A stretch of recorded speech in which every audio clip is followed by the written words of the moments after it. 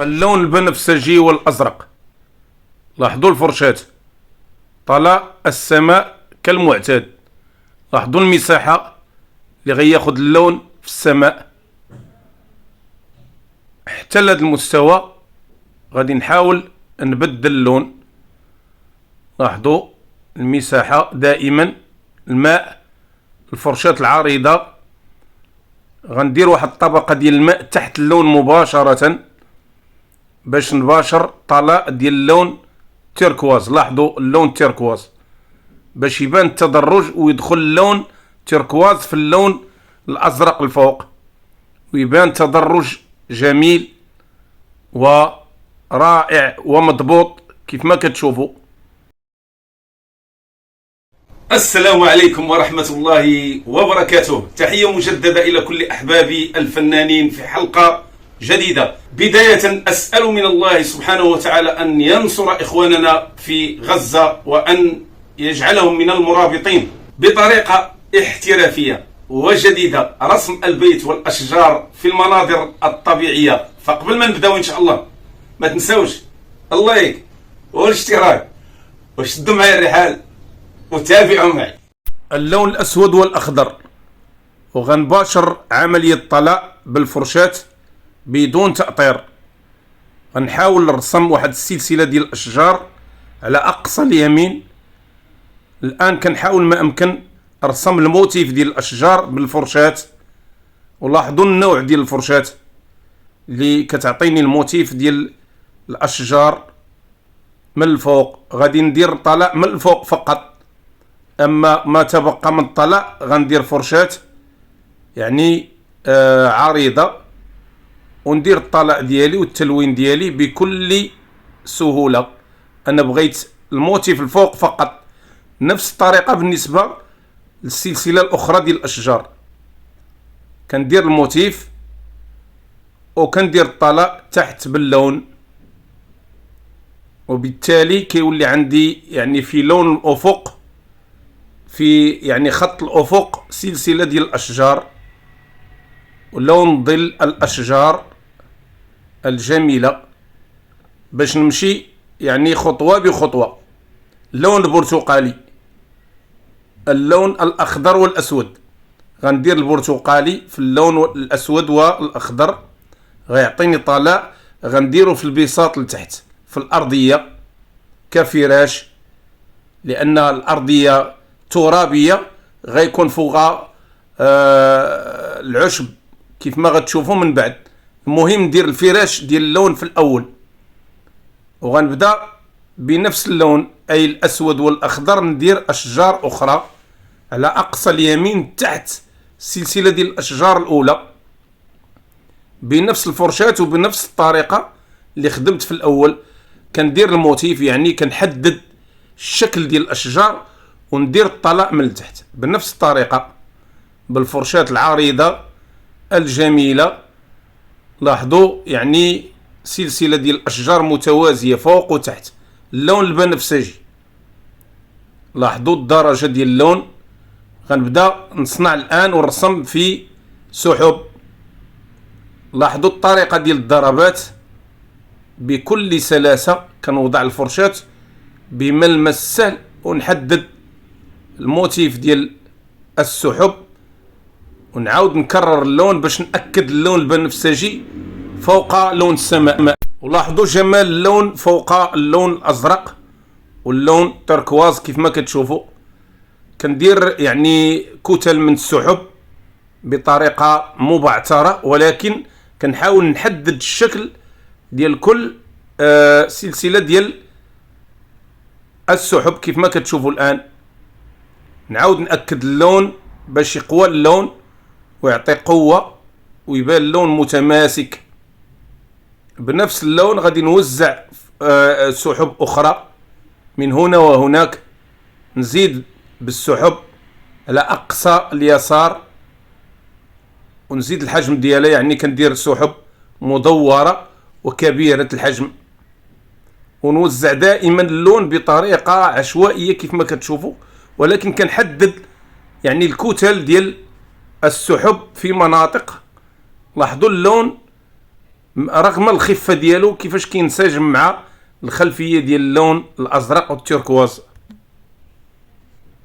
لاحظوا احبابي دائما كنأكد اللون. الان اللون الابيض، لاحظوا الفرشاة غنبدا نعطي اضاءه للسحب من جوانب، يعني كل كتله من السحب ندير لها الاضاءه بالابيض من الجوانب، على الجوانب ديال السحب. لاحظوا، وكنحاول ناخذ الفرشاة من الراس ديالها وناخذ اللون الابيض عجينه باش يعطيني القوه، لان اللون ملي كيكون عجينه كتكون عنده واحد القوه وصلابه وكيبان. لاحظوا البياض واللون الابيض كيفاش كيبان في السحب. كنوضع دائما الكتل ديال الصباغه ثم كندمجها.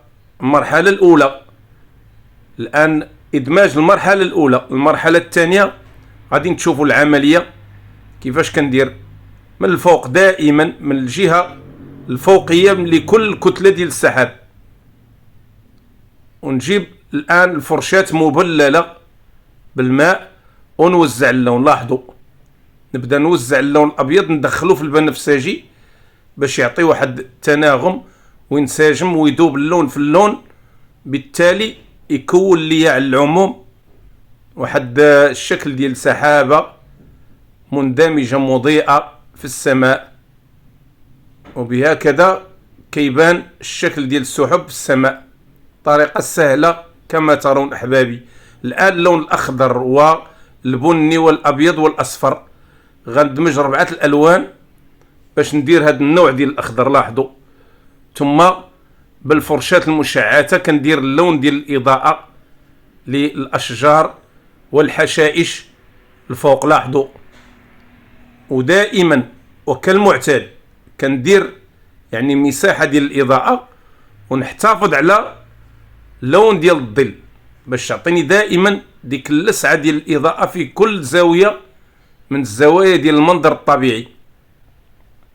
لاحظوا توزيع اللون ديال الحشائش ولون الاشجار البعيده كيفاش كنوزعوا بالفرشاة.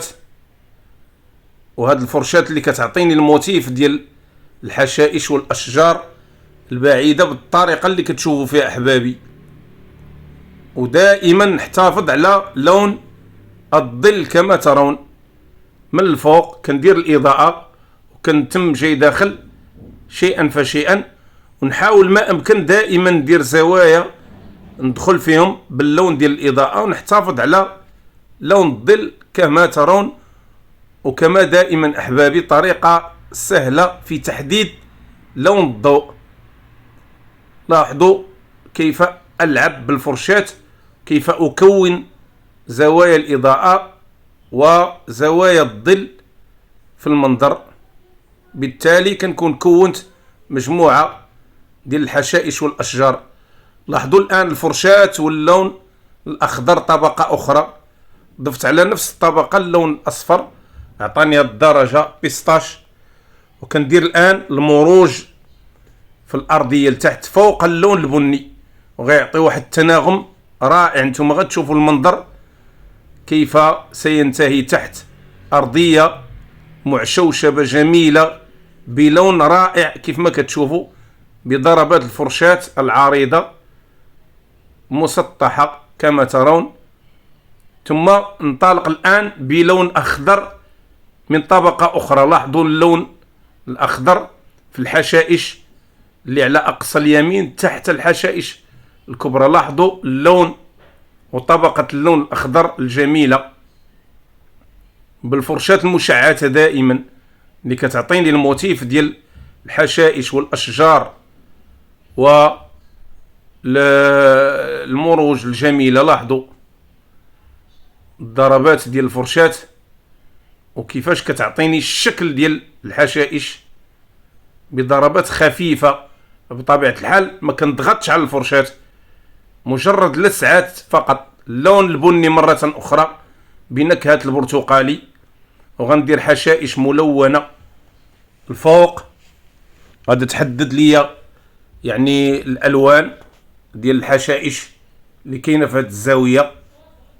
ما غاديش نعمق اللون، يعني غندير يعني لون خفيف تما، ويبقى اللون البني بنكهة البرتقالي. الآن اللون الأبيض غادي ندمجو مع اللون الأخضر باش يعطيني هاد الطبقة، ونديرو من فوق الحشائش والأشجار البعيدة كلون تاني للإضاءة، ويعطيني لسعة ديال الضوء فيها انعكاس جميل غيبان من البعد، لأن التدرج اللوني ضروري باش تبان الإضاءة أكثر، لأن الطبقة الأولى ما غاداش تعطيني اللون المضيء 100%، ولأن السماء مضيئة لابد ما تكون واحد طبقتين ديال الإضاءة. اللون الأسود الآن باش رسم البيت، لاحظوا كندير أولا طبقة ديال لون الظل، ولكم الاختيار، يعني ممكن ما ديروش الطبقة اللي كندير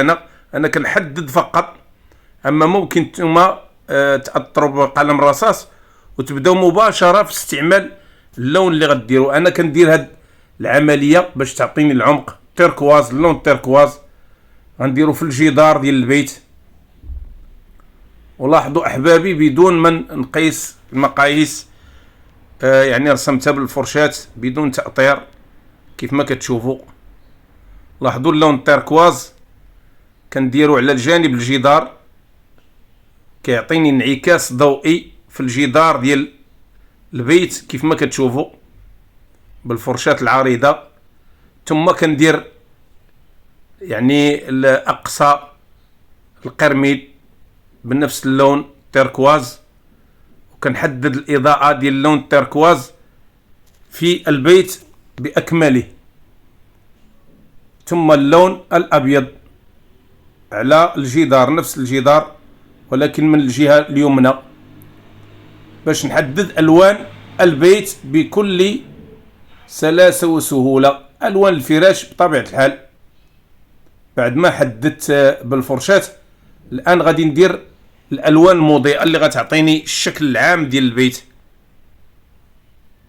لاحظوا بالفرشاة واللون، توزيع اللون بطريقة سلسة، المدخنة باللون البني والأبيض من الجانب الأيمن، المدخنة الأولى والمدخنة الثانية، باش تعطيني إضاءة وفي نفس الوقت تحدد لي الشكل ديال المدخنة. الآن اللون بني بنكهة الأحمر والأبيض. غنبدا الرسم في القرميد. لاحظوا درت خط أفقي الفوق دليل على أن السقف ديال القرميد، وغنبدا رسم في مربعات على القرميد كيبينوا لي الشكل ديال القرميد اللي كاين الفوق. لاحظوا بشكل مربع يعني بدون ما نأطر وبدون ما نحدد المنطقة. المهم أنني كنوضع مربعات ومستطيلات كيبينوا لي شكل القرميد فوق البيت، ولون بني بنكهة الأحمر كيف ما كتشوفوا. طبيعة الحال ضفت ليه شيء من البرتقالي، عطاني هاد الدرجة ديال اللون. لاحظوا التوزيع يعني بطريقة سهلة وبسيطة. ثم كندير طبقة أخرى ديال اللون الفستقي بيستاش كيف ما كتشوفوا، وكنديرها في المروج باش تعطيني الإضاءة واللسعات الضوئية في الأرضية. لاحظوا بنفس الفرشاة اللي خدمت بها اللون الأول في الأرضية. لاحظوا التوزيع والطريقة ديال التوزيع، ما كنعممش هذا اللون لأن الضربات كتعطيني لسعة ضوئية هنا ولسعة ضوئية، وكيبقى اللون موحد في الأرضية كلها. لاحظوا كندير الآن حشائش بنفس الفرشاة، كنضرب من التحت إلى الفوق باش تعطيني الحشائش. لاحظوا الحشائش كيفاش كتبان في المنظر بعيدة بالفرشاة، طريقة الضربات ديال الفرشاة العريضة الجميلة. دائما نحدد بطريقة سهلة.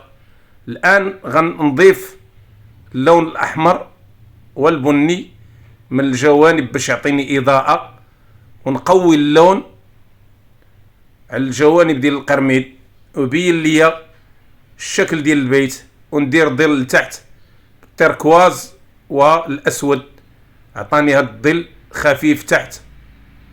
ثم ندير انعكاسات ضوئية على الجدار ديال القرميد وعلى الجوانب، ونرسم أشجار الآن باللون الأسود والأخضر، نفس الطبقة اللي بديت فيها في الأول. لاحظوا شجيرات صغيرة بجانب البيت وباللون الأسود والأخضر. لاحظوا اللون ودقة اللون. بطبيعة الحال راني ضفت اللون الأسود باش يتقوى اللون أكثر ويبان، لأن هذه المنطقة فيها كثرة الألوان، لابد من اللون يظهر ويبان. وكنوزع نفس الطبقة ديال اللون على باقي الحشائش والأشجار الفوق باش تبان غير مضيئة كذلك. الآن غندير إضاءة في الألوان ديال الأشجار. لاحظوا في الأشجار من الفوق، لاحظوا الفرشاة وطريقة توزيع اللون ديال الإضاءة باش تعطيني الإضاءة في الحشائش والأشجار في هذه الزاوية وتبان يعني الألوان المضيئة. اللون الأصفر ضفتو على الأخضر عطاني بيستاش. لاحظوا الشجيرات الصغيرة والحشائش. غنزيد نوزع اللون في الخلفية ديال البيت في الأشجار وتبان الإضاءة ديال الأشجار باللون البيستاش الجميل الرائع. ولاحظوا الفرشاة وطريقة توزيع اللون بطريقة سهلة أحبابي. كنوزع اللون في ضربات هنا وهناك، كنوزع اللون ماشي في منطقة واحدة ولكن في جميع المناطق باش تبان اللسعة ديال الضوء في المنظر وفي الأشجار كيف ما كتشوفوا. كذلك لتحت كنضيف اللون الأبيض والأصفر ونوزع اللون على باقي الأشجار والحشائش في المنظر الطبيعي اللي كتشوفوا فيه. الآن طبقة أخرى من الأخضر بإضافة الأبيض غادي نزيدو في الأرضية في البساط باش ندير مروج مضيئة ولا ساعات إضاءة غتبين ليا الحشائش تحت والمروج وتبان يعني الإضاءة واللسعة الضوئية في الأرضية في البساط. نضيف دائما اللون الأبيض باش نعطي الإضاءة وتبان هذه المنطقة مضيئة لأنها معرضة لأشعة الشمس. لاحظوا طريقة الضربات ديال الفرشاة العريضة وتوزيع اللون، وبهكذا نكون يعني انتهيت من المنظر ديالي. احبابي في الله، كنتمنى من الله تكونوا استفدتوا من الحلقة. ما تنساوش دائما الاشتراك والضغط على زر لايك. السلام عليكم ورحمة الله وبركاته.